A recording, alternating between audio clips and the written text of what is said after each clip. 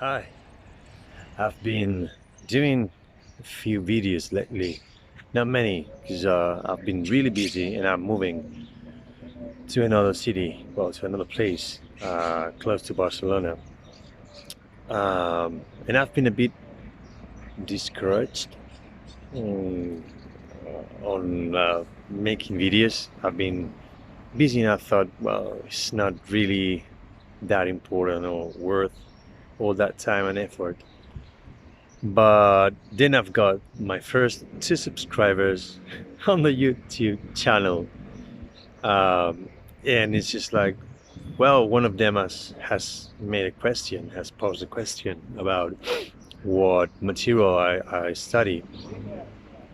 And I've just thought, well, maybe what I'm doing is useful, not only as a diary for me, but for people in the same place I am right now. So, well, I guess I'll just keep on doing videos. Today it's Sunday, the sunny day in Barcelona. I've studied my 1 hour and a half already, and now I'm gonna get breakfast for my family. Keep it up.